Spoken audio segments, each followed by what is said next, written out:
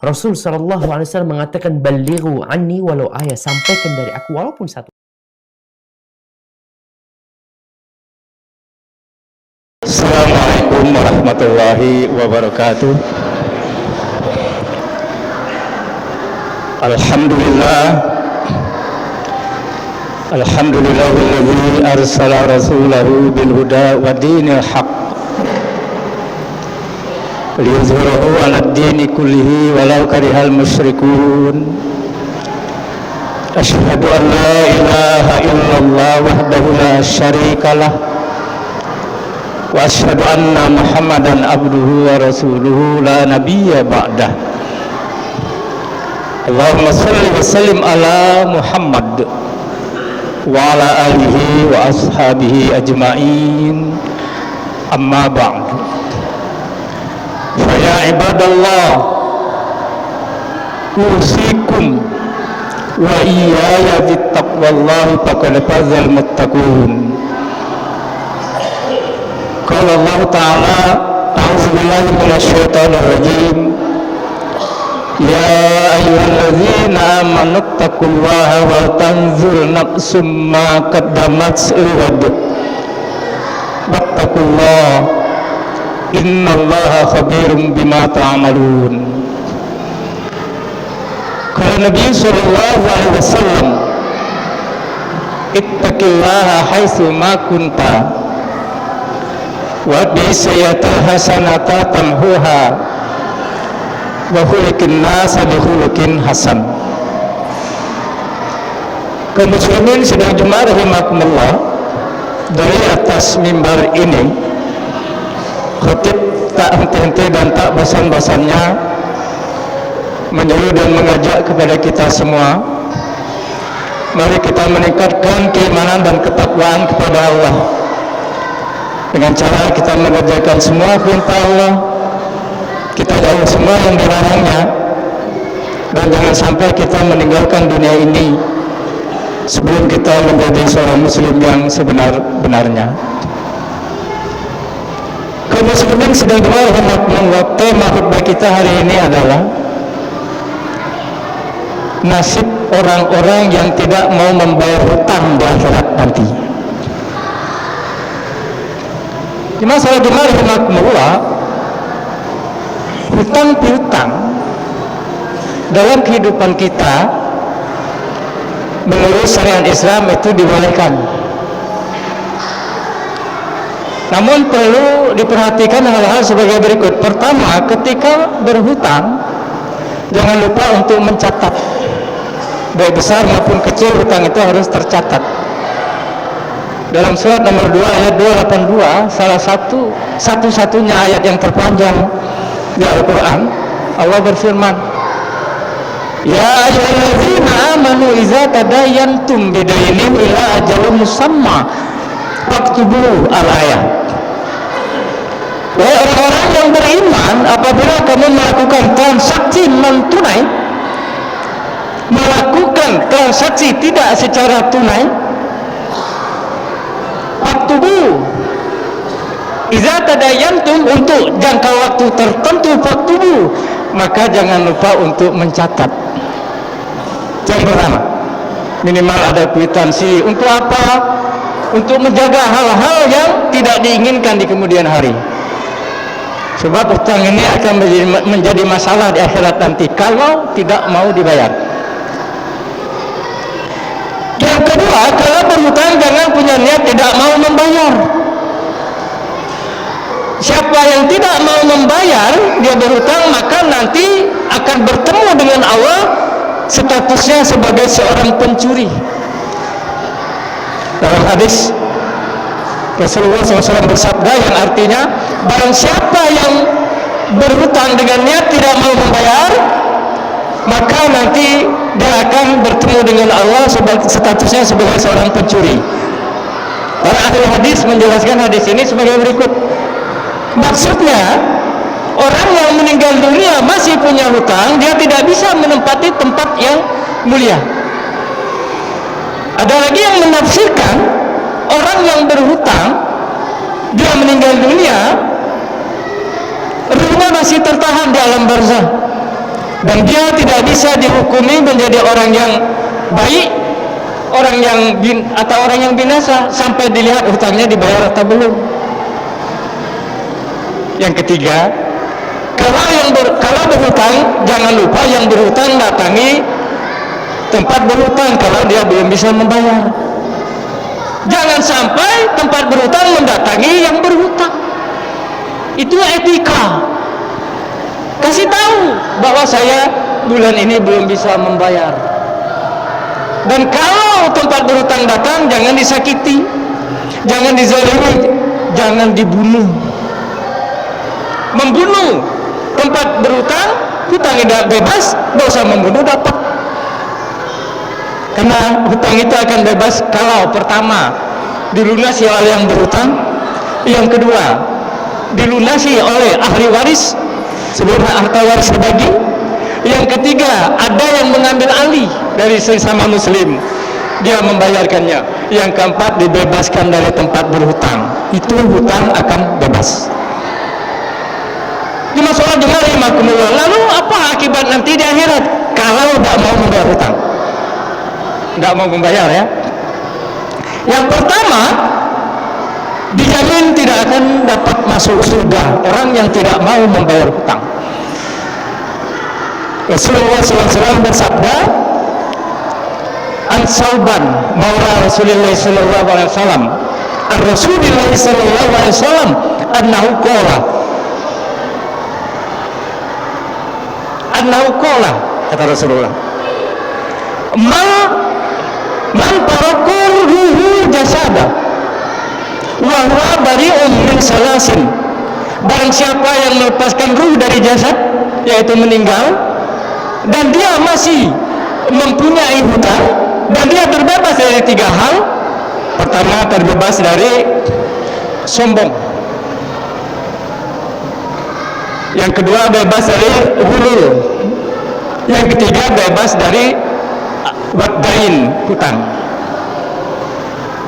Barang siapa yang terbebas dari 3 hal ini, dia mati, dakhalal jannah, maka dia akan masuk surga. Tapi kalau tidak terbebas dari 3 hal itu atau salah satunya, dijamin tidak akan masuk surga. Pertama, terbebas dari minal kibri, sombong.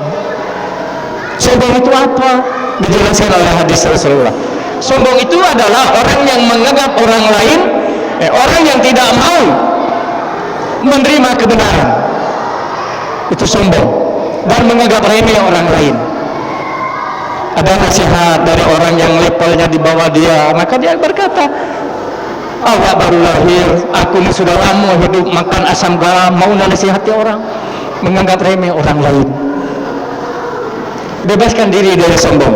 Dan hadis ini disebutkan, apabila ada setitik debu saja di hati seseorang ada sifat sombong, maka dia tidak akan masuk surga. Itu iblis sombong. Sombong di dalam surga, diusir dari surga. Apalagi kita yang di luar surga punya sifat sombong, jangan. Yang kedua, minal ghulul, terbebas dari ghulul, dia akan masuk surga. Tapi kalau ada sifat ghulul ini, dijamin tidak akan masuk surga. Ghulul itu apa? Ghulul adalah mengambil harta rampasan perang yang belum dibagi. Setelah selesai perang, jihad melawan orang kafir, harta rampasan dikumpulkan, ada pasukan, ada seseorang yang mengambil, itu namanya ghulul. Para ahli tafsir menafsirkan ghulul ini lebih luas. Ghulul itu adalah mencuri, korupsi, manipulasi, dan sebagainya. Itu ghulul, mengambil harta orang lain. Ghulul ini, orang yang mencuri harta, baik melalui ghulul atau bukan, nanti di akhirat akan mengembalikan. Jadi kalau kita kehilangan motor, secara fisik di dunia hilang, di akhirat yang maling motor malaikat, tapi bukan dalam bentuk motor. Hilang apa saja kita di dunia, hilang sendal, keluar dari sini sepatu kita hilang, nanti di akhirat akan dikembalikan. Jadi jangan macam-macam, enak-enak maling, di akhirat malaikat. Itu ghulul. Kemudian wadain, hutang.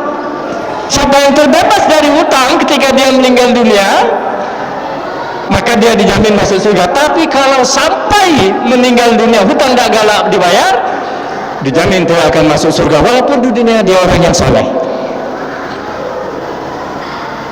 Suatu kali ada seorang sahabat menemui Rasulullah.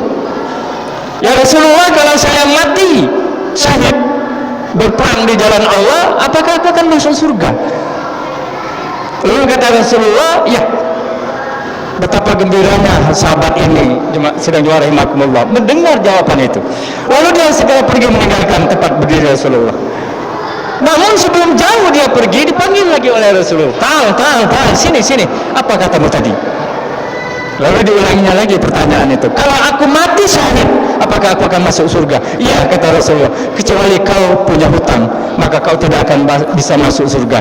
Tadi Jibril baru kasih tahu. Padahal orang mati syahid itu jaminannya surga, tapi punya hutang tidak akan masuk surga. Oleh karena itu jemaah salat Jumat rahimakumullah, suatu kali Rasulullah dibawa kepada Rasulullah tiga orang mayit. Mayit yang pertama diminta oleh para sahabat, ya Rasulullah tolong salatkan dia. Namun sebelum salat Rasulullah bertanya, punya hutang enggak dia? Punya ya Rasulullah. Punya harta enggak dia ditinggalkan? Punya. Baru Rasulullah akan mendaratkannya. Kenapa? Walaupun dia punya hutang, tapi dia punya harta, bisa bayar nanti ahli warisnya. Lalu jenazah kedua dibawa. Ya Rasulullah tolong salatkan jenazah ini. Sebelum salat Rasulullah bertanya, punya hutang enggak dia? Punya ya Rasulullah. Punya harta enggak dia? Enggak punya.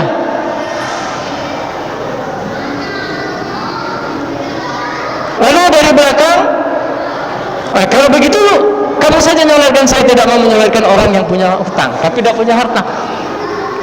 Lalu salah seorang sahabat dari belakang angkat tangan, namanya Abu Qatadah radhiyallahu an. Ya Rasulullah, hutang itu aku ambil alih, aku yang akan membayarnya, salatkan dia. Kata Rasulullah, benar kau akan menyolatkannya? Kau akan membayar hutangnya? Iya. Lalu Rasulullah menyolatkannya. Besok ketemu dengan Abu Qatadah, sudah kau bayar belum hutang mayit kemarin? Belum ya Rasulullah. Segera bayar. Besoknya ketemu lagi, sudah kau bayar belum? Sudah ya Rasulullah. Sekarang kulit mayat itu adem, dingin. Sebelum kau bayar kulitnya panas di dalam kubur sana. Oleh karena itu jemaah salat Jumat rahimakumullah, kalau ada tetangga, ada saudara kita sesama muslim, dia kesulitan bayar hutang, kita mampu ambil alih, bayarkan. Jaminannya pahala yang sangat besar orang yang membayarkan hutang saudaranya sesama muslim itu. Lalu jenazah ketiga dibawa kepada Rasulullah. Ya Rasulullah tolong salatkan dia. Ditanya dulu, punya hutang itu tidak ada nih? Tidak ya Rasulullah. Punya harta ada dia? Tidak ya Rasulullah. Baru Rasulullah menyolatkan. Tidak punya hutang, tidak punya harta, tidak jadi masalah. Lalu kenapa Rasulullah tidak mau menyolatkan jenazah orang yang punya hutang? Karena salat Rasulullah itu adalah syafaat, doa yang pasti. Dan beliau tidak mau doanya, syafaatnya itu terhalang oleh hutang yang bersangkutan. Oleh karena itu juga salat Jumat rahimakumullah bagus di daerah kita ini. Kalau ada jenazah meninggal dunia, sebelum bawa ke kubur itu biasanya ada pidato dulu. 3 hal yang dipidatokan itu biasanya. Yang pertama, mohon maafkan kalau ada kesalahan dari mayit yang bersangkutan. Yang kedua, takziah 3 malam berturut-turut. Yang ketiga, kalau dia punya hutang, tolong hubungi ahli waris. Nah, di sini perlu ditekankan di masalah rahimakumullah, ahli warisnya siapa? Kalau anaknya lebih dari 1, misalnya 3, salah seorang anaknya harus mengambil alih utang bapaknya atau ibunya itu. Misalnya anak yang tertua namanya Yani, maka Pak Yani harus mengambil hutang bapaknya atau ibunya, maka bapaknya ibunya tidak punya hutang lagi ketika akan dikuburkan, berpindah kepada anaknya. Itu tanggung jawab anaknya, walaupun bayarnya nanti dari harta warisan. Jadi tidak boleh 3 anaknya yang bertanggung, memang 3 anaknya bertanggung jawab bayar, tapi yang mempertanggungjawabkan, yang mengambil alih hutang itu 1 orang anak. Nah, soal dimarahi makumullah, ini yang pertama, akibat tidak bayar hutang di akhirat dijamin tidak akan masuk surga setaat apapun kita di dunia ini. Oleh karena itu kalau ngambil kredit jangan pindah rumah dan ngasih tahu, bahaya. Bukannya pindah rumah kredit lunas sih Pak, catatan malaikat mencatat, rekamannya mencatat. Lalu yang kedua, akibat orang yang tidak mau membayar hutang di akhirat nanti, ruhnya masih terkatung-katung. An Abu Hurairah qala Rasulullah sallallahu alaihi wasallam, nafsul mu'mini mu'allaqatun bidainihi hatta yuqda anhu. Dari Abu Hurairah berkata, Rasulullah SAW bersabda, ruh seorang mukmin itu masih terkatung-katung sampai dilihat hutangnya dibayar atau belum. Jadi ruh kita ini nanti di alam kubur tidak akan dapat menempati tempat yang telah dijanjikan. Tadi sudah saya sampaikan itu. Oleh karena itu jangan tidak bayar hutang. Kalau ingin ruh kita segera menempati tempat yang dijanjikan. Lalu yang ketiga di masalah jemaah rahimakumullah, orang yang tidak mau membayar hutang sampai dia meninggal dunia, maka hutangnya nanti di akhirat akan dibayar, diambil dari pahala atau dosanya. Ada bin Umar qala Rasulullah sallallahu alaihi wasallam, mamata wa huwa dainin. Barang siapa yang mati dan dia meninggalkan hutang dinar wa dirham, 1 dinar atau 1 dirham, yuqda min hasanatihi laisa minha dinarun wa dirhamun, maka akan diambilkan dari kebaikan-kebaikannya selama dia hidup, lalu dibayarkan kepada tempat dia berhutang. Karena pada hari itu tidak ada lagi dinar, tidak ada lagi dirham, tidak ada lagi rupiah, tidak ada lagi dolar, yang ada pahala dan dosa. Jadi orang yang tidak mau membayar hutang di dunia, jangan diharap bebas, di akhirat akan membayar. Dengan apa? Dengan pahala sholatnya, pahala zakatnya, pahala puasanya, dan pahala kebaikan-kebaikan lain diberikan ke tempat dia berhutang. Lalu hutangnya belum lunas, pahalanya sudah habis. Lalu kenapa dibayar? Diambilkan dosa tempat berhutang, diberikan kepadanya. Padahal tadi sudah menjadi calon penghuni surga, sekarang berbalik menjadi calon penghuni neraka. Pahalanya habis, dosanya bertambah. Oleh karena itu jemaah rahimakumullah, jangan pernah menganggap enteng hutang. Baik hutang kepada seseorang muslim maupun hutang kepada non muslim. Jangan mentang-mentang hutang kepada Cino, Cino juga tidak usah dibayar. Bukan soal Cinonya, tapi hutangnya itu jadi masalah. Sekarang bayar. Dan ingatkan kepada ahli waris, sebelum harta waris dibagi, lihat dulu hutang bapak atau emaknya ada enggak. Lalu Rasulullah SAW dalam setiap sholat beliau selalu berdoa. Apa doa beliau? Allahumma inni a'udzubika minal ma'sami wal maghram. Ya Allah, aku berlindung kepadamu dari lilitan hutang, dari berbuat dosa dan lilitan hutang. Seorang sahabat bertanya, ya Rasulullah, alangkah selalunya kau baca doa itu? Lalu kata Rasulullah, karena orang yang berhutang itu biasanya kalau ngomong selalu bohong, kalau berjanji selalu ingkar. Itulah ciri wong berhutang. Kalau kita tagih macam-macam dia. Sudah tiba waktunya dan datang dia. Oleh karena itu doa ini sekaligus doa untuk minta kemudahan membayar hutang kepada Allah Subhanahu wa taala. Allahumma inni a'udzubika minal ma'sami wal maghram. Tidak bisa bahasa Arabnya, bahasa Indonesianya. Mudah-mudahan khutbah yang singkat ini bermanfaat. Sekali lagi, evaluasi diri sebelum tidur. Masih punya utang enggak? Jangan-jangan waktu kita SMA dulu itu masa-masa jahiliyah.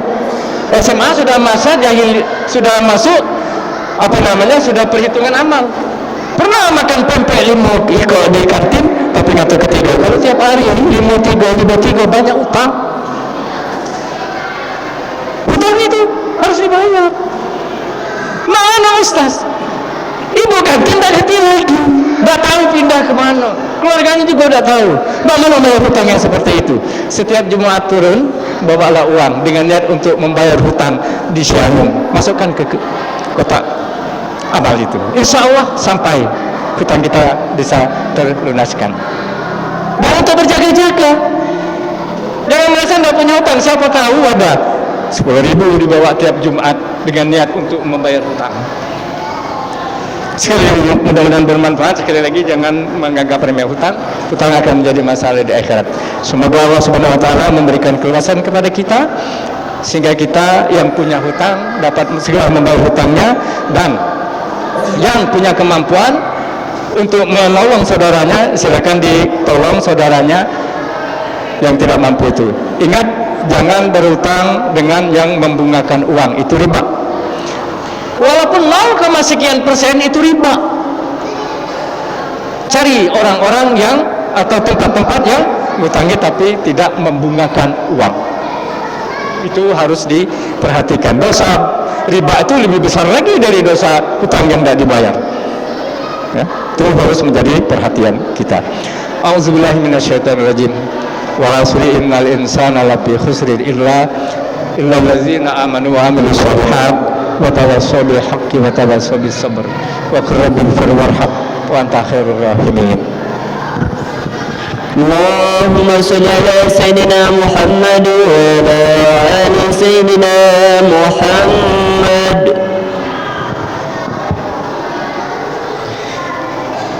Alhamdulillahillazi an'ama 'alaina bil iman wal islam. Asyhadu an la ilaha illallah wahdahu la syarikalah wa asyhadu anna Muhammadan abduhu wa rasuluhu la nabiyya ba'dah. Allahumma shalli wa sallim ala Muhammad wa ala alihi wa ashabihi ajma'in. Amma ba'du. Fa ya ibadallah, ittaqullaha haqqa tuqatih wa la tamutunna illa wa antum muslimun. Qala Allah Ta'ala, innallaha wa malaikatahu yusholluna 'alan nabi ya ayyuhallazina amanu shallu 'alaihi wa sallimu taslima. Allahumma shalli wa sallim ala Muhammad wa ala alihi wa sahbihi wa tabi'in wa man tabi'ahum bi ihsanin ila yaumiddin. Allahumma ighfir lil muslimin wal muslimat wal mu'minin wal mu'minat innaka sami'un qaribun mujibud da'wat. Rabbana zalamna anfusana wa illam taghfir lana wa tarhamna lanakunanna minal khasirin. Rabbana atina fid dunya hasanah wa fil akhirati hasanah wa qina adzabannar. Ibadallah, innallaha ya'muru bil adli wal ihsan wa ita'i dzil qurba wa yanha 'anil fahsya'i wal munkari wal baghi ya'izukum la'allakum tadhakkarun wa la dzikrullahi akbar.